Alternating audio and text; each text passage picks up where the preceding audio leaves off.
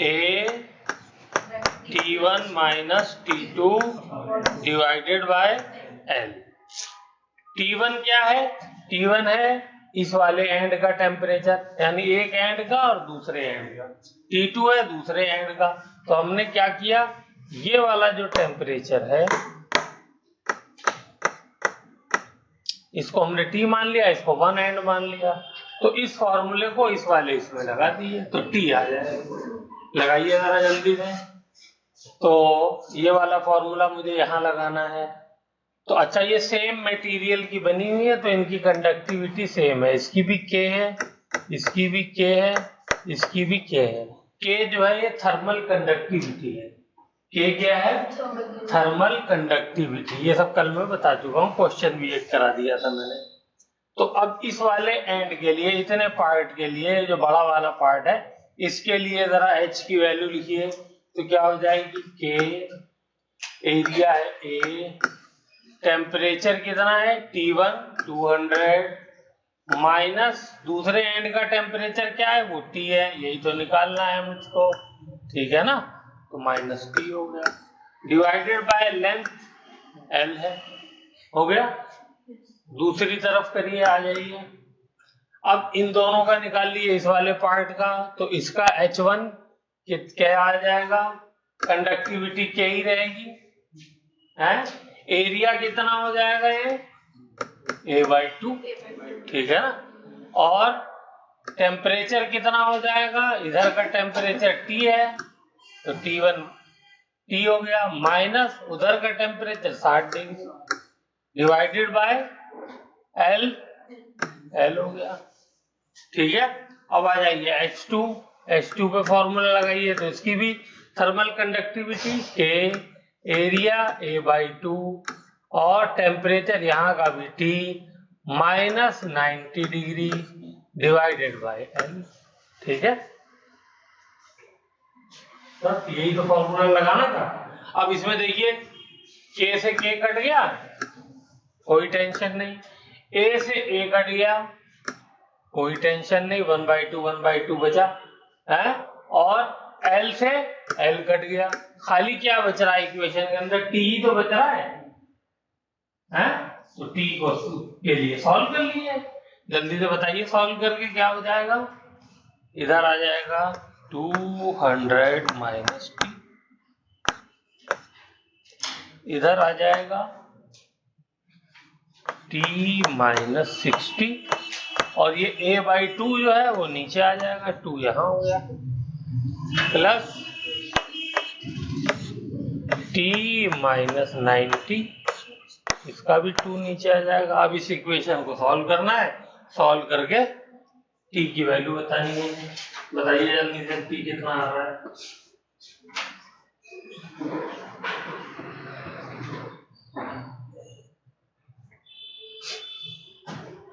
तो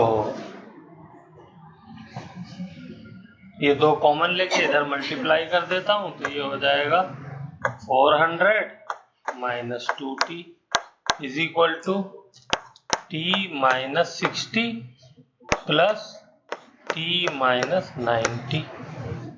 इधर वाले पार्ट को अगर मैं सॉल्व करूं तो क्या हो जाएगा? चलिए थोड़ी जगह बना लें। तो ये हो गया, ये हो जाएगा 2T और ये हो जाएगा माइनस 150, ठीक है। अब 2T इधर प्लस का है, इधर माइनस का है, तो इसको इधर ले आते हैं। तो इधर लाने पे ये हो जाएगा 4T, और ये माइनस वाला 150 इधर ले आते हैं, तो 400 प्लस 150 इकट्ठा ही लिख देता हूँ। तो कितना हो जाएगा? 550। तो यहाँ से मेरा T आ जाएगा 550 डिवाइडेड बाय 4, ठीक है। तो कितना हो गया? 225 डिवाइडेड बाय 2, सॉरी 275 होना चाहिए।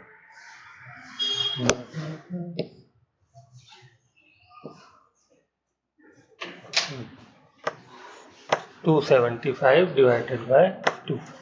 बोलिए यही आंसर आ रेजिस्टेंस। ठीक है,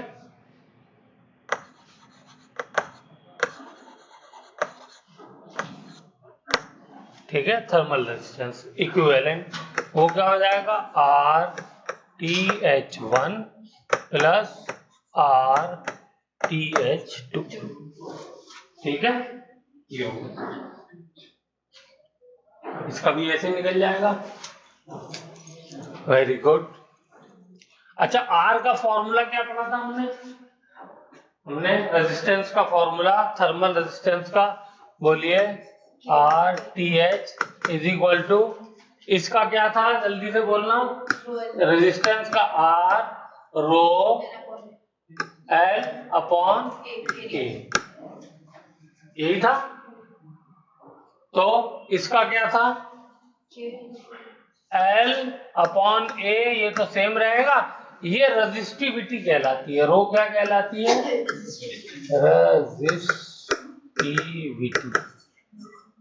रेजिस्टिविटी वो रेजिस्टेंस है, ये रेजिस्टिविटी है। ये मटेरियल की प्रॉपर्टी होती है, किसकी, मटेरियल की। तो एक चीज होती है कंडक्टिविटी, क्या होती है, कंडक्टिविटी। वो क्या होती है, कंडक्टिविटी के, जो हमने पीछे फॉर्मूले में पढ़ा था के कंडक्टिविटी वही है, ये होती है 1/रो। के क्या है, कंडक्टिविटी। ठीक है, तो यहाँ पे हम लोग इस फॉर्मूले में रेजिस्टिविटी ना यूज करके कंडक्टिविटी यूज करते हैं के। तो जाहिर सी बात है, रो यहाँ पर ऊपर है, तो जब के लेंगे तो ये नीचे आ जाएगा, क्योंकि ये ऊपर इनवर्स है ना दोनों का।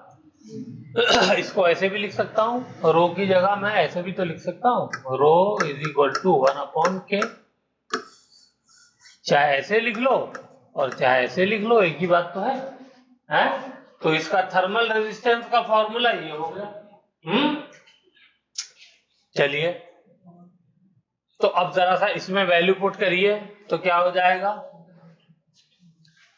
R इक्विवेलेंट की बजाय क्या हो जाए, अच्छा लेंथ मान लेता हूं सबकी A है। तो ये हो गया लेंथ,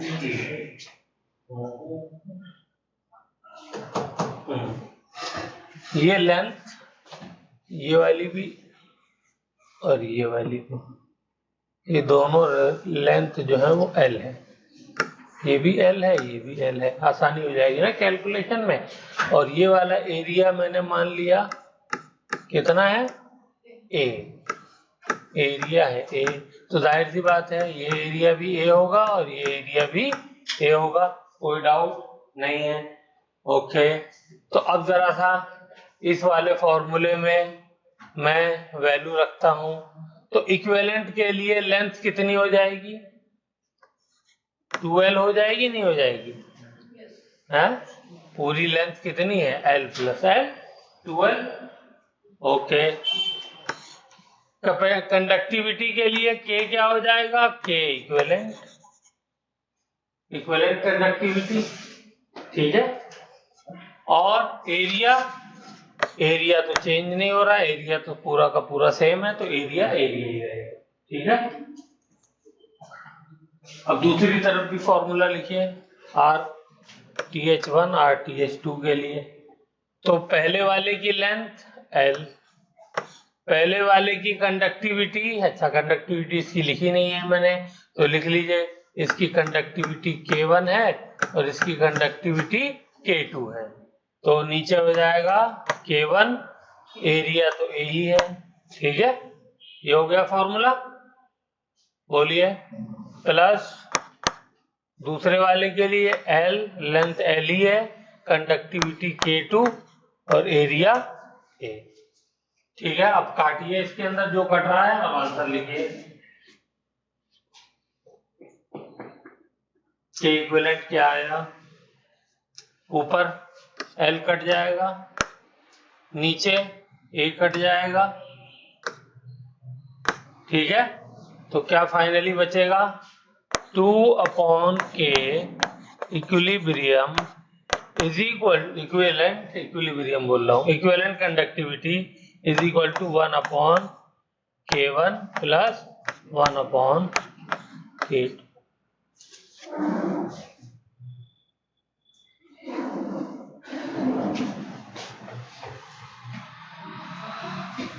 ठीक है, चलिए, वेरी गुड।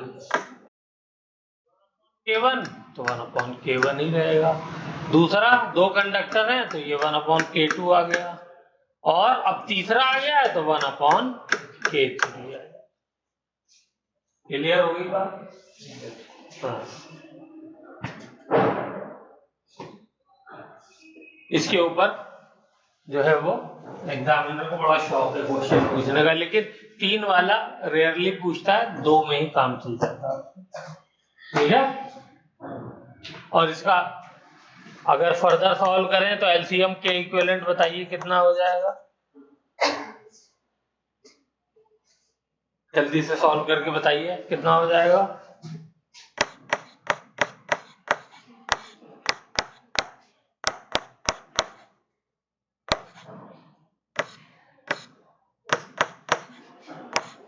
देखिए यही आ रहा है, एलसीएम लेंगे तो K1 इंटू K2 हो जाएगा, ऊपर आएगा K1 प्लस K2, लेकिन जब मैं उल्टा करूंगा क्योंकि मुझे K इक्विवेलेंट चाहिए तो क्या हो जाएगा, K1 इंटू K2 ऊपर, K1 प्लस K2 नीचे, है ना, और 2 नीचे था, 2 से मल्टीप्लाई कर दिया। इसको सॉल्व करके लिखिए, देखिए आप लोग सॉल्व कर पा रहे हैं।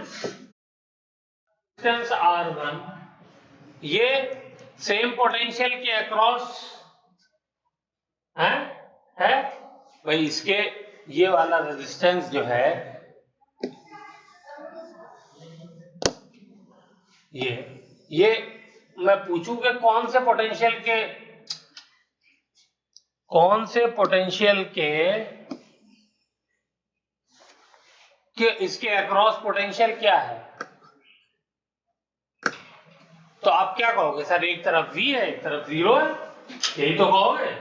और मैं अगर कहूं कि इस वाले रेजिस्टेंस के अक्रॉस क्या पोटेंशियल है, तो आप कहोगे एक तरफ V है एक तरफ 0 है, तो दोनों के अक्रॉस पोटेंशियल सेम हो गया। ठीक है, तो इधर V इधर 0, तो दोनों के लिए यहाँ पे पोटेंशियल सेम है।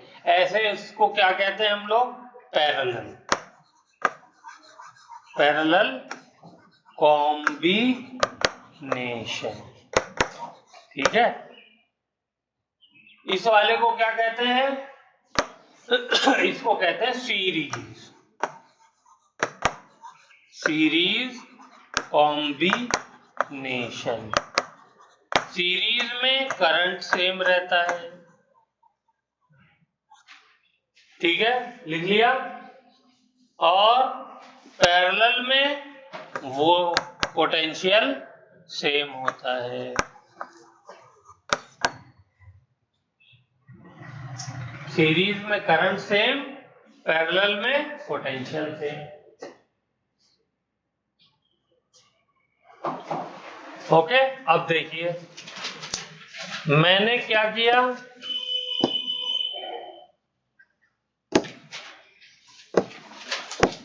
मैंने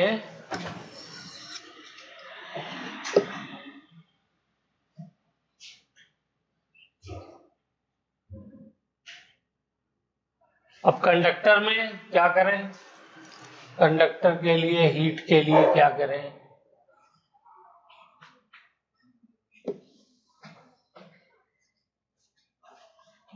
तो देखिए, हाँ,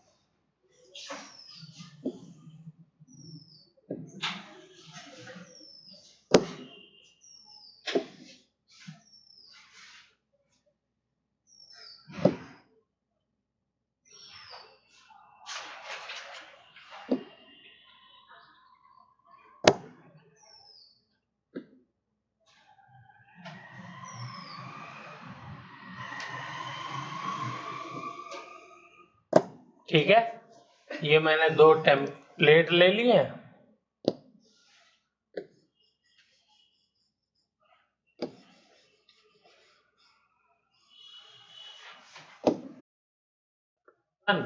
इसका टेम्परेचर है T2। तो ये 2 कंडक्टर हैं। कंडक्टर्स का एरिया मैंने मान लिया सेम है, एरिया ए। लेंथ दोनों की जाहिर सी बात है, वो तो देख के पता चल रहा है, L है। ठीक है, कंडक्टिविटी डिफरेंट है, इसकी K1 इसकी K2।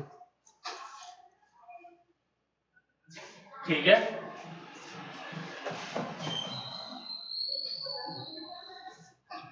चलिए तो अब मुझे बताइए इसकी हमें निकालनी है, क्या निकालनी है? Equivalent conductivity. तो पहले हम रेजिस्टेंस का इक्विवेलेंट निकालते हैं।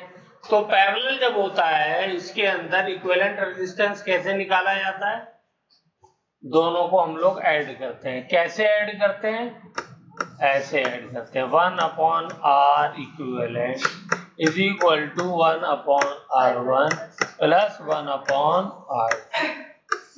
पैरेलल रेजिस्टेंस का इक्विवेलेंट निकालने का ये फॉर्मूला होता है। जैसे सीरीज वाला होता, सीधे सीधे ऐड कर दिया, पैरेलल वाला ये होता है। ठीक है, तो इसका जो है, इसका भी फॉर्मूला यही हो जाएगा, 1/RTH equivalent is equal to 1/RTH 1 plus 1/RTH2। बस अब जरा जल्दी से इनमें RTH की वैल्यू रख करके और मुझे आंसर बताइए क्या आएगा।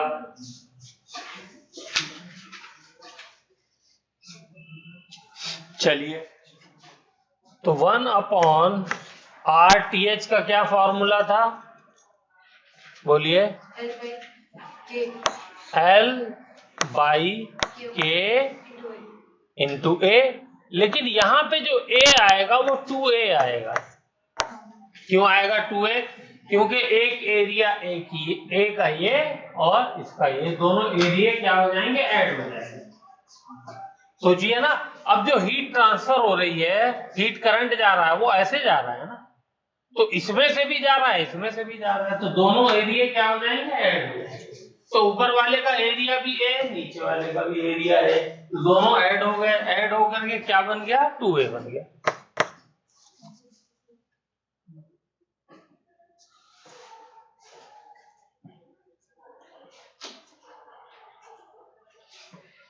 चलिए, अब आइए इसका क्या होगा? 1/L।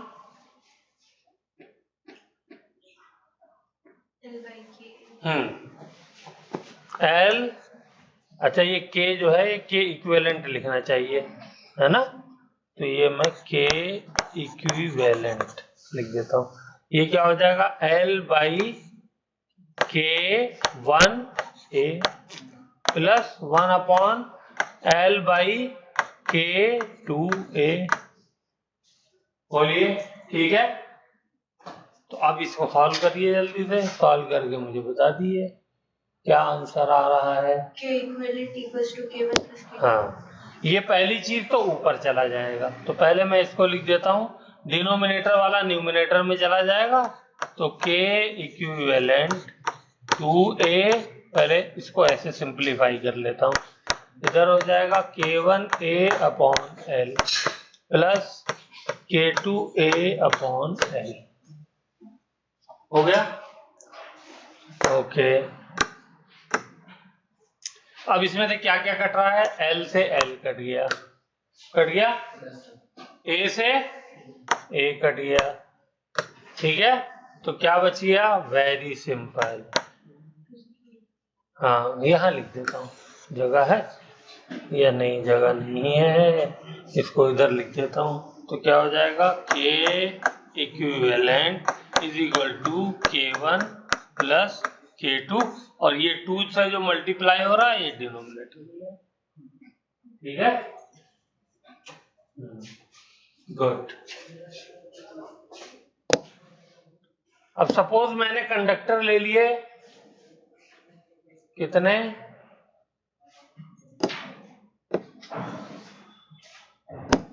3 ले लिए तो क्या फॉर्मूला बनेगा? 3 लेने पे फॉर्मूला क्या बनेगा?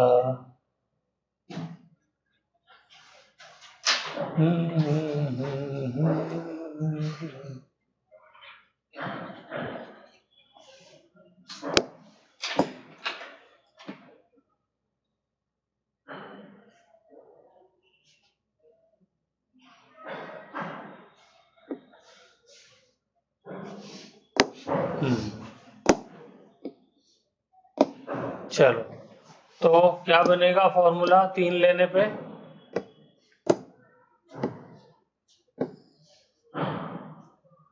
एक कंडक्टर, दूसरा कंडक्टर, तीसरा कंडक्टर, ठीक है। इधर टेम्परेचर T1 है, इधर टेम्परेचर T2 है। इसकी कंडक्टिविटी है क्या?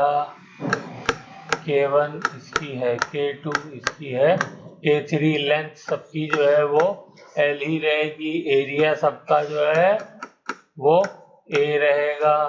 तो फॉर्मूला क्या हो जाएगा इसका? K equivalent is equal to K1 plus K2 plus K3 और डिवाइडेड बाय 3। सिंपल। तो ये हो जाएगा 3 कंडक्टर का। खाली कंडक्टिविटी यूज करते हैं, ठीक है। रेजिस्टिविटी भी, लेकिन अभी उसके लिए हमारे पास कोई क्वेश्चन, कोई फॉर्मूला है नहीं एनसीईआरटी में, इसलिए इसको हम नहीं यूज करते। फिर उसके बाद रेजिस्टेंस का इक्विवेलेंट निकालना, R इक्विवेलेंट। तो अगर सीरीज में है तो क्या होता है? R1 प्लस R2, ठीक है। और यहां पर अगर ये सीरीज में है, ठीक है, और यहां पे कंडक्टिविटी के इक्विवेलेंट क्या हो जाता है? K1 into K2 into 2 divided by K1 plus K2, ठीक है। नीचे पैरेलल वाला लिख लीजिए। पैरेलल वाला क्या था? 1 upon R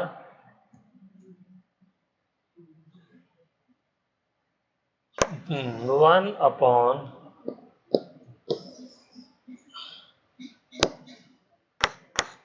R equivalent is equal to 1 upon R1 plus 1 upon R2। और यहाँ पे क्या हो जाएगा? K equivalent is equal to K1 plus K2 divided by 2। और R इक्विवेलेंट अगर लिखना चाहूँ, इसको फर्दर सॉल्व करूँ, तो सॉल्व करने पे ये हो जाता है, यहाँ ब्रैकेट में लिख दूँ, यहाँ लिख देता हूँ, R इक्विवेलेंट ये हो जाता है R1 into R2 upon R1 plus R2।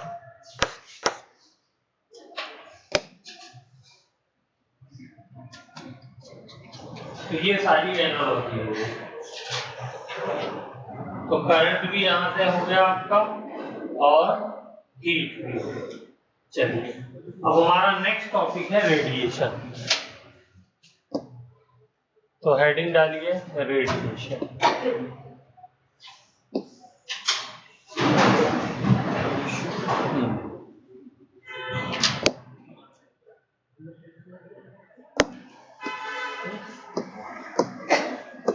Radiation ये इस चैप्टर का सबसे इंपॉर्टेंट टॉपिक है।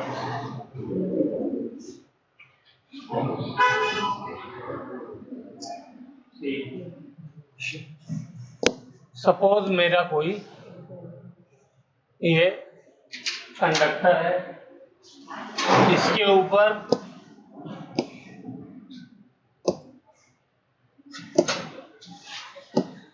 कोई रेडिएशन आई,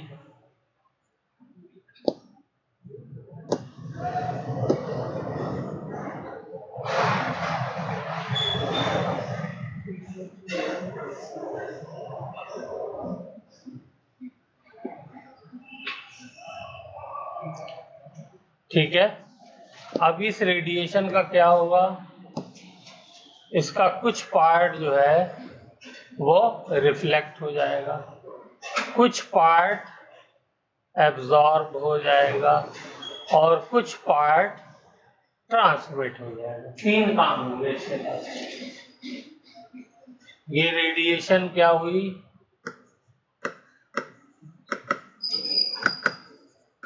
इंसिडेंट हुई, आकर के टकराई, तो यहाँ पे रेडिएशन का क्या हुआ, रिफ्लेक्शन हो गया।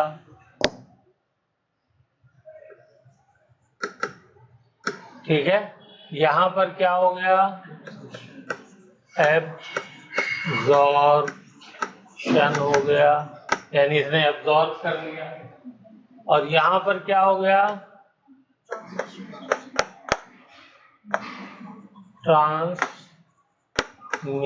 हो गया। ये 3 पार्ट हो गए।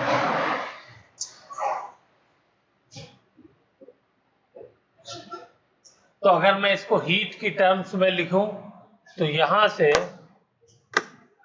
अगर Q हीट रेडिएशन की आकर के इंसिडेंट की, तो इसका जो पार्ट रिफ्लेक्ट हुई उसको मैं Q R कह देता हूं, जो पार्ट एब्जॉर्ब हुई उसको मैं Q A कह देता हूं।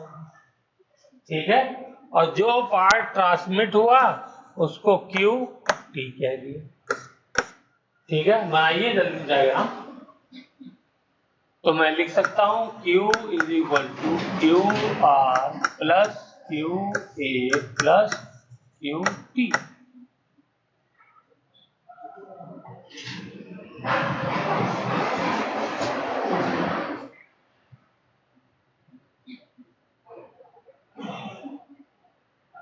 हो गया भाई, जितनी हीट रेडिएशंस आई उसी का तो कुछ पार्ट रिफ्लेक्ट हुआ है, कुछ एब्जॉर्ब हुआ है, कुछ ट्रांसमिट हुआ है। हो गया, ओके। अब सबको क्या करिए, Q से डिवाइड कर दीजिए। सबको मैंने क्या किया, Q से ही डिवाइड कर दिया।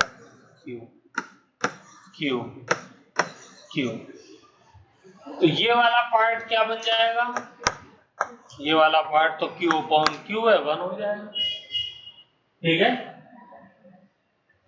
और ये पार्ट क्या बन जाएगा, QR अपॉन Q। बोलिए, इसको कहते हैं रिफ्लेक्टिविटी, और इसको स्मॉल r से रिप्रेजेंट कर देते हैं, रिफ्लेक्टिविटी। इसको बोलेंगे एब्जॉर्बिविटी, एब्जॉर्बिविटी, और इसको बोलेंगे ट्रांसमिसिविटी। तो ये लिखिए रिफ्लेक्टिविटी।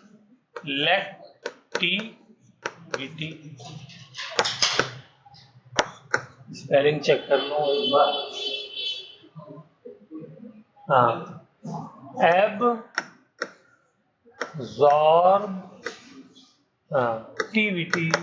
लिखा हुआ है तो टीवीटी लिख देते हैं, जैसे एब्जॉर्बिविटी भी हो सकता है। और इसकी ट्रांसमिशन होता है तो ट्रांसमिसिविटी।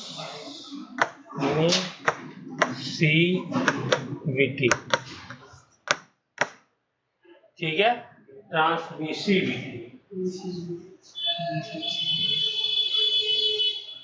तो ये तीनों की जो वैल्यू ऐड करेंगे, रिफ्लेक्टिविटी, एब्सॉर्बिविटी एंड ट्रांसमिसिविटी, इन तीनों की वैल्यू 1 आनी चाहिए।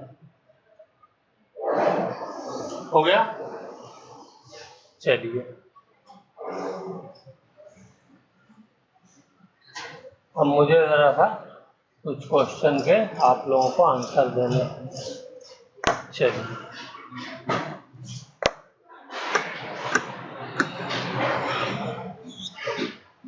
अगर एक ओपेक बॉडी ले लूं मैं, ओपेक, ओपेक बॉडी किसे कहते हैं, नाम सुना है, बोलिए। यानी जिससे ऐसी बॉडी जिसमें से कोई भी रेडिएशन लाइट पार ना हो, ठीक है।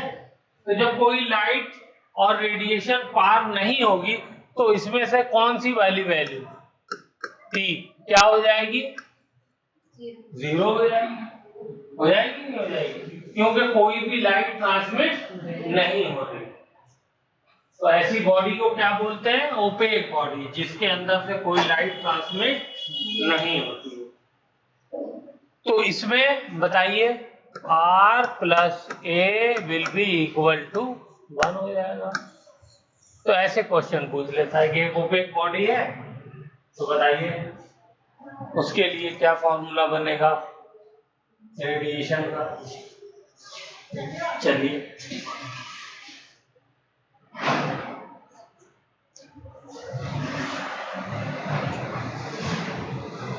ओके। अच्छा, कुछ किताबों में इसको टाउ भी लिखा होता है, तो इसको आप वही वेक्टर जो अपने टॉर्क के लिए टाउ यूज किया था वो वाला टाउ भी लिखा होता है, तो कंफ्यूज मत होना, ठीक है। चलिए, ओपेक को आप कह सकते हैं नॉन ट्रांसपेरेंट, यानी जो ट्रांसपेरेंट ना हो, जिसमें से कोई लाइट ट्रांसमिट ना हो। चलिए, एक और आप लोगों ने नाम सुना होगा काफी ज्यादा, that is black body.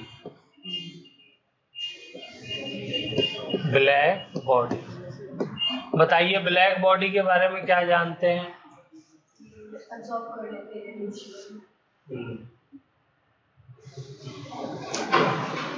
Black body,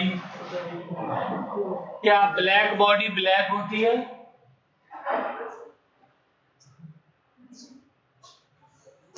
हैं?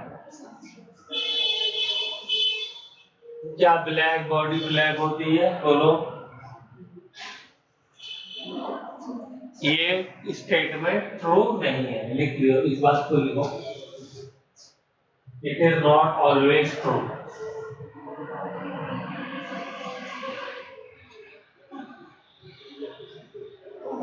Sometimes it may be black body is not always black.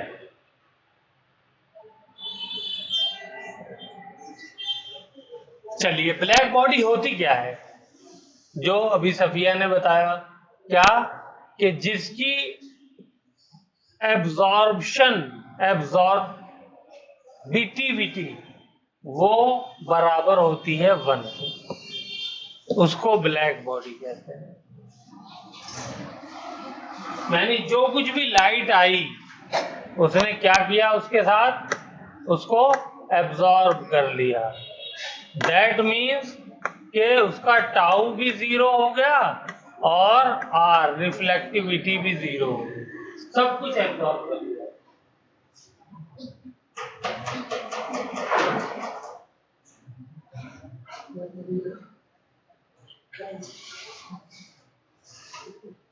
ठीक है। तो ब्लैक बॉडी जो ब्लैक होता है कलर, वो तो ब्लैक बॉडी होता ही है, ठीक है, क्योंकि वो सारी लाइट एब्जॉर्ब कर लेता है, इसीलिए वो ब्लैक दिख रहा है। लेकिन अगर कोई और भी ब्लैक सारी लाइट एब्जॉर्ब कर ले, ठीक है, तो वो भी ब्लैक होता है। जैसे फॉर एग्जांपल मान लीजिए मैंने एक, हाँ बोलो बोलो बोलो, एक ऐसा मैंने मटका लिया, ठीक है, और इसमें से क्या किया मैंने, या इसकी बजाय मैं ये ले ये लिया, ठीक है, ओके।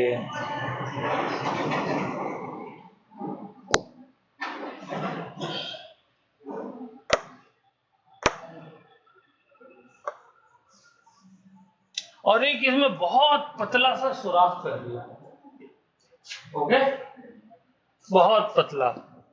अब देखिए क्या हो रहा है।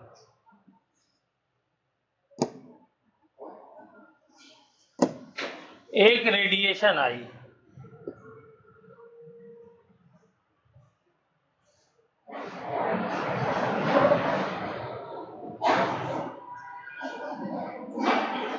आने के बाद वो यहाँ पे टकराई।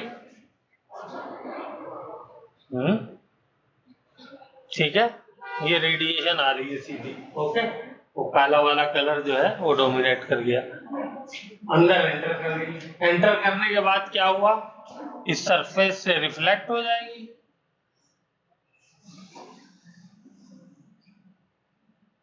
रिफ्लेक्ट होकर के यहाँ टकरा गई। फिर क्या होगा, फिर यहाँ से टकरा के रिफ्लेक्ट होगी।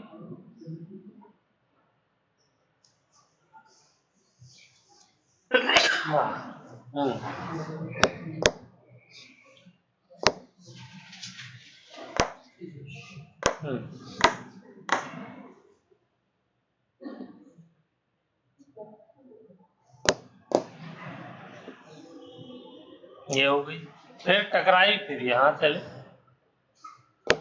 तो एरो बनाना भी मुश्किल।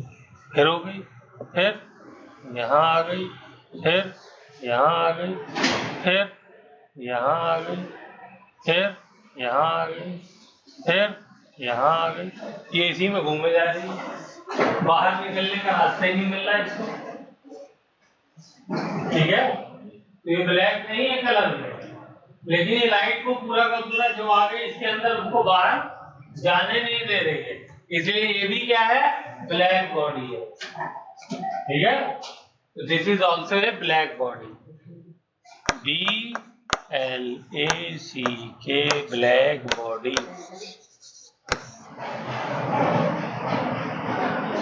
तो ब्लैक बॉडी का राइट आंसर ये है कि जो लाइट को अपने अंदर पूरा का पूरा एब्जॉर्ब कर ले, ना तो रिफ्लेक्ट करे और ना ही ट्रांसमिट करे, वो क्या कहलाती है, ब्लैक बॉडी कहलाती है।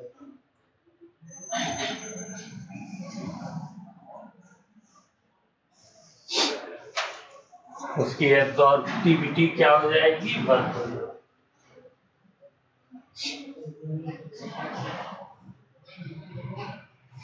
ठीक है, इसका एक और अच्छा एग्जांपल है, दैट इज स्नो।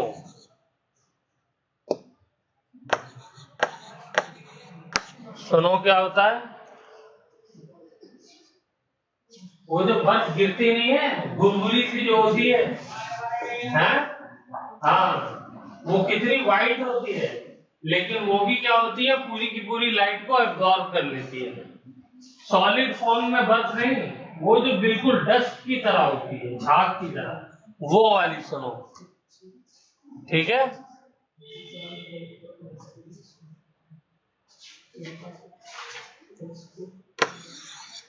जो भी इसकी स्पेलिंग चेक कर लेना। ठीक है, तो वो भी क्या होती है, ब्लैक बॉडी होती है। तो अगर मैं आपसे कहूं परफेक्टली ब्लैक बॉडी क्या होती है, तो इस बात को लिख लीजिए, perfectly black body, perfectly black body क्या होगी, तो उसके अंदर A1 होगा, R 0 होगा, टाउ 0 होगा। परफेक्टली रिफ्लेक्टिव बॉडी क्या होगी, बॉडी क्या होगी, तो उसके अंदर टाउ, सॉरी, रिफ्लेक्शन क्या होगा, वो पूरा का पूरा रिफ्लेक्ट कर देगी और A 0 हो जाएगा और टाउ भी 0 हो जाएगा। ठीक है, परफेक्टली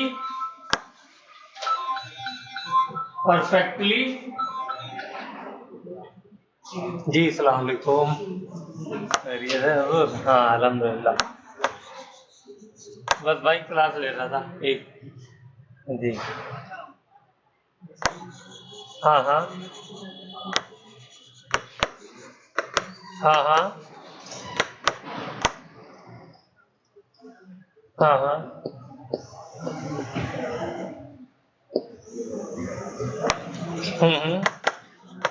जी जी।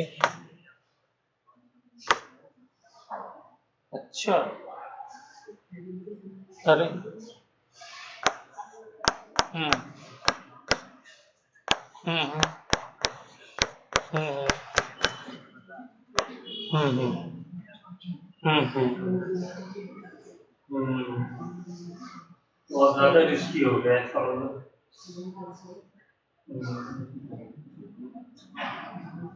चलिए आप कहाँ हैं? मैं आता हूँ, मैं आता हूँ आपके पास, ठीक है। हाँ हाँ। अच्छा। हम्म, ठीक है, जज़ाकल्लाह। ठीक है, आपका ओके।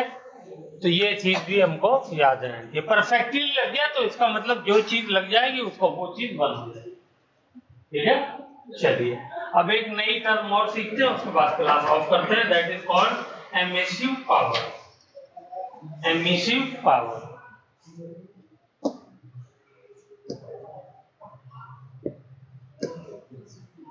Emissive power. चलिए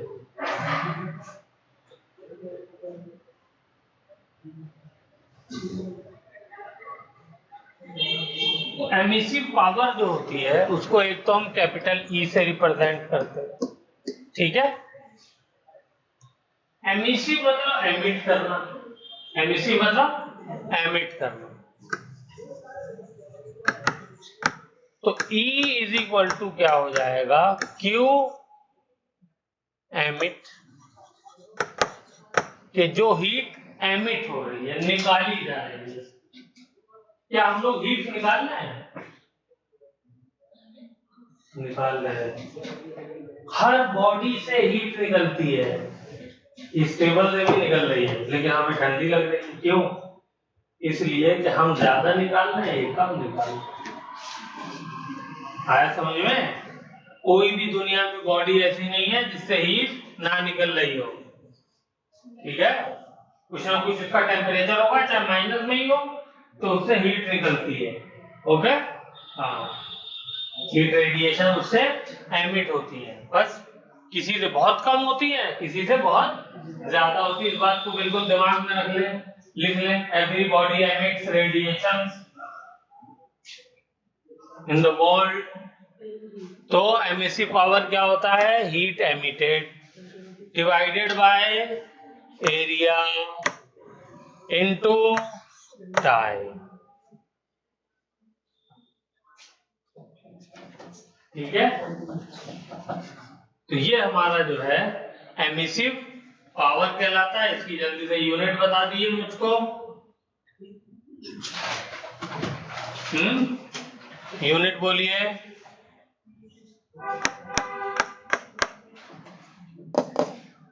हीट की यूनिट हो गई जूल, एरिया की यूनिट हो गई मीटर स्क्वायर, टाइम की यूनिट हो गई सेकेंड।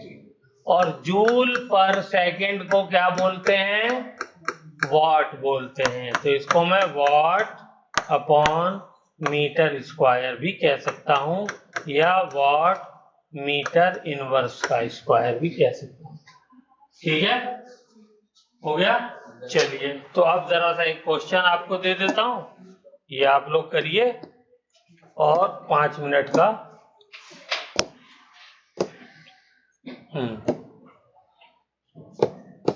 चलिए ये मेरा क्यूब है। What is this? Cube. Cube क्या होता है? जिसकी सारी साइड्स बराबर होती हैं। ये भी ए है, ये भी ए है, ये भी ए है। तो इसका एरिया है एक साइड का 2 मीटर स्क्वायर। कितना है? 2 मीटर स्क्वायर, ठीक है। और ये क्यू एमिट, हीट जो एमिट कर रहा है ये क्यूब, ये कर रहा है 80 जूल। कितना कर रहा है? 80 जूल। टाइम है 2 सेकेंड, 2 सेकेंड में 80 जूल कर रहा है, ठीक है। तो इसका एमिसिव पावर मुझे आप बताइए, एमिसिव पावर